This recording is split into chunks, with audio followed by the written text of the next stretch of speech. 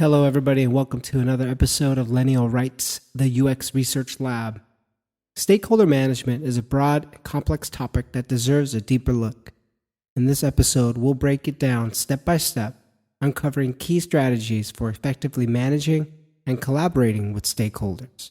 Whether you're new to the field or a seasoned UX professional, the UX Research Lab is here to help you sharpen your skills. Together, we'll explore what UX research is, when to apply it, how it's conducted, and why it's essential. Are you ready? Buckle up. Let's dive into the world of UX research.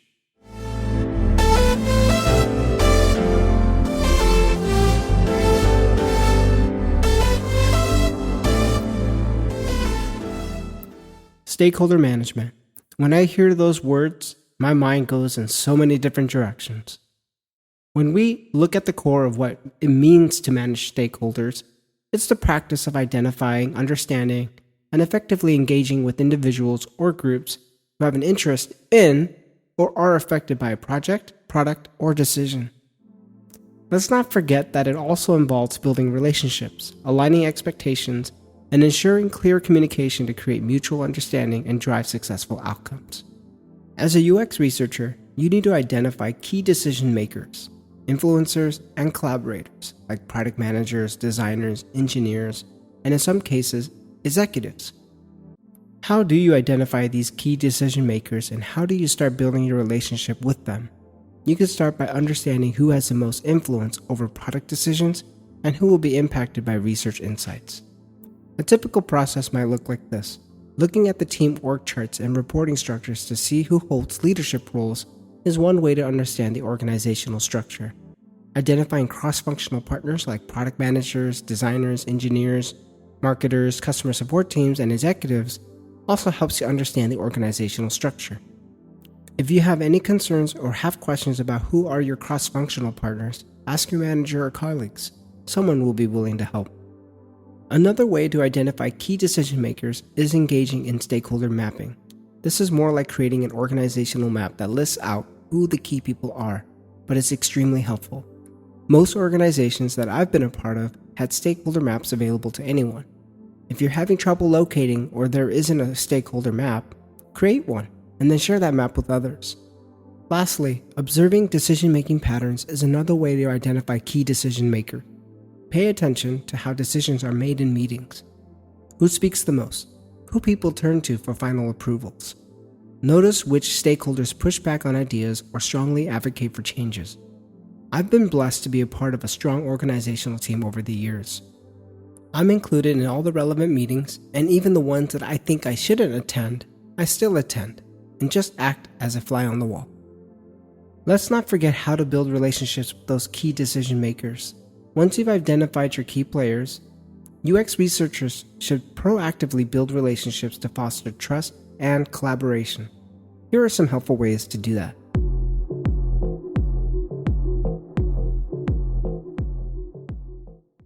Schedule introductory one-on-ones. Whenever I started a new company and new job, I always schedule introductory one-on-ones. Reach out to stakeholders for a casual, non-research related conversation to learn about their role, goals, and challenges. Some things you can ask during that call are asking them how they currently use research, or if they have in the past, and what would be most valuable to them. Find common ground, whether it's shared work goals or personal interests, to create rapport. Number 2, involve stakeholders early in the research process. Before starting a study, invite key stakeholders to your kickoff meetings. Use this time to align on goals, priorities, and impact the research can have on their work. Frame research in a way that directly supports their business needs and product decisions. Number 3, keep communication clear and targeted. During the research planning phase, it's important to keep your stakeholders up to date on your progress. Tailor your updates to match stakeholders' communication styles. Some prefer high-level summaries, while others want deep dive insights. When it's time to share your final research report with your stakeholders, use visual storytelling, concise language, and provide actionable takeaways. This is probably important, but a lot of researchers do this, and I've heard them do it. Avoid research jargon when presenting findings to non-research stakeholders. It is best practice to turn complex terminologies into simple ones. Number 4, demonstrate the value of research. I have been a part of companies where UX research was not valued. How did I know they weren't valued? Well, staff cutting is usually a big sign that someone up top doesn't value UX research. Or maybe they do value UX research, but it's easier to cut back and rehire at a later time. If you're finding it difficult to demonstrate the value of UX research, show how past research has led to successful product changes or business outcomes. Share success stories and highlight when a stakeholder's input contributed to impactful research. Frame insights in a way that helps stakeholders make better decisions rather than just reporting findings. Number 5, be a strategic partner, not just a service provider. This is probably one of the hardest attributes of a UX researcher. I have been on both spectrums where I was a strategic partner or a service provider. UX research should not be treated like service providers or agency-style model. UX researchers should be embedded with their core team, working alongside with their stakeholders. When UX research is viewed as a service provider or centralized in an agency-style model, UX researchers don't have the luxury of truly learning a product at a deeper level. They come in when UX research is needed or necessary. How to be a strategic partner? Position yourself as an advisor rather than someone who simply runs studies when asked. Anticipate product questions before they arise and proactively suggest research approaches.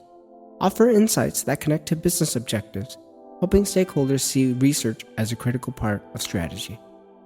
That was a lot on how to identify key stakeholders and how to build relationships with them.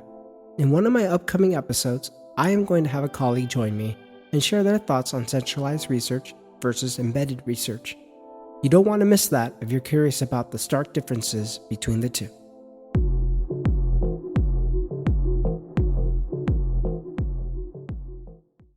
What else does stakeholder management mean? It also means understanding their needs, concerns, and goals related to the research. For UX research to be impactful, researchers must deeply understand their stakeholders, what they care about, their challenges, and how research can help them make better decisions. Here's how a UX researcher can build this understanding. Number 1, conduct stakeholder interviews. Probably less formal than a traditional user interview, but just like user research, talking to stakeholders directly helps uncover their needs. A few ways you can do this is by scheduling one-on-one conversations with key stakeholders. Ask open-ended questions like, what are your biggest challenges related to this product or project? What decisions are you struggling with? What data or insights would make your job easier? What concerns do you have about this research? Listen for pain points in your conversation.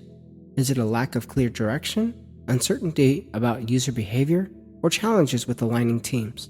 Pay attention. Number 2, align research goals with business objectives. I have been in teams where researchers did research for the sake of research. Somewhere on the roadmap, their work was aligning with business objectives. Wrong. Don't do research for the sake of research. You can reduce this type of behavior by reviewing OKRs, the objectives and key results, or team goals to understand how research can directly support business needs. Look at past roadmaps and research studies. What insights were useful? Where were the gaps? Show how research can answer critical questions related to strategy, design, and development. Number 3, observe how stakeholders work. You can do this by joining team meetings, stand-ups, and sprint planning sessions to see what challenges come up. Pay attention to what metrics and KPIs stakeholders track. This helps frame research in a way that resonates with them. Number 4, map stakeholder concerns and expectations. Some stakeholders may worry about timelines, like, will this delay my project? Others may have biases or assumptions. I already know what the users need. Engineers may be concerned with feasibility, while executives focus on business impact. Mapping these concerns helps tailor communication and set the right expectations. Number 5, communicate in their language. PMs and executives often want high-level takeaways tied to business impact. This is true especially if they may or may not have time for your full research report readout. During user interviews or testing sessions, I like to send end-of-week emails to my stakeholders. These emails are just high-level takeaways and summaries from what we've learned thus far. Designers may want deep dives into user pain points and usability insights. Engineers may need specific technical recommendations from research. I always try my best to include stakeholders from all disciplines, including engineering. You may consider creating a one-off slide for technical recommendations for the engineers. Lastly, adapt research communication styles to fit each audience's needs. This touches on what I shared earlier about sharing weekly high-level summary emails to my stakeholders. Not every stakeholder may want these end-of-week summaries. Just ask them first. Number 6, co-create research plans with stakeholders, but don't let them finalize your plan. I've learned in my career that stakeholders like to have a stake in research plans. Nothing wrong with that. One misconception that some researchers may fall into is that because stakeholders collaborated on the research plans, it's final.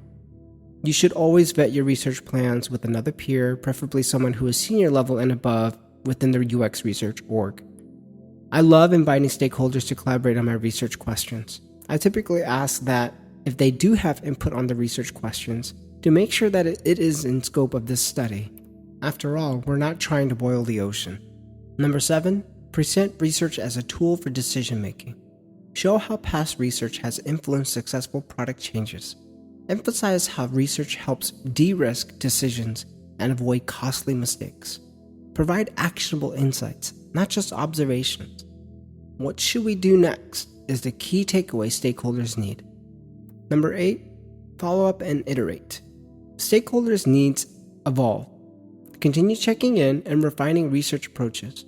I've seen this firsthand in multiple companies where I thought one approach that worked for them would continue working.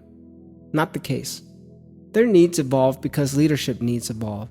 Get feedback on research reports and presentations from your stakeholders. Ask, was this helpful? And what else would you have liked to see? Build long-term relationships so stakeholders see research as an ongoing, strategic partnership rather than a one-time service.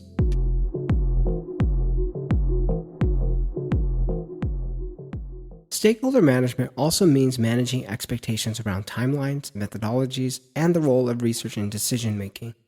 To drive impact, researchers must deeply understand their stakeholders' needs, concerns, and goals. This understanding helps ensure research is aligned with business priorities, informs decision-making, and fosters strong relationships. Number 1, conduct stakeholder discovery conversations. We already touched on this a bit, but before diving into research, UX researchers should have in-depth conversations with key stakeholders. These conversations uncover what stakeholders truly care about and ensure research is designed to address their needs. Number 2, we talked about aligning with business and product goals and identifying pain points and concerns. Observing stakeholders in action is something that we scratch the surface on. Attend those meetings, sprint reviews, and planning sessions to see what challenges arise. When people ask which meetings I should be included in, I tell them every single one. This way, I can just dial it back on meetings that I don't deem as important to attend over time. Are you monitoring or have someone monitoring internal data and analytics? What trends are stakeholders already seeing and where do they need deeper insight? I like to partner with my analytics team on this. They are my statistics guru and go-to for a quick peek into the analytics. Number 3, I talked a little bit about communicating with stakeholders in their language. Let me expound. Different stakeholders absorb information in different ways. Product managers and executives typically ask for high-level insights, key takeaways, and business impact. Designers want detailed usability findings, pain points, and user needs. Engineers want clear, actionable feedback tied to feasibility and implementation.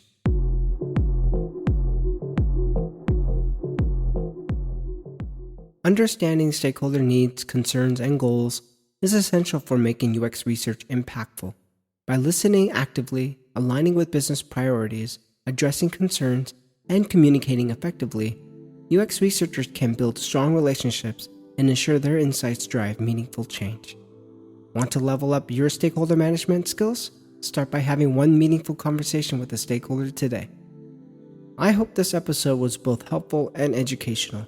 Whether you're a seasoned UX researcher or just starting out, it's important to always remember the foundations of UX research. We are the frontline warriors of user experience. Thank you for tuning into my podcast series, The UX Research Lab.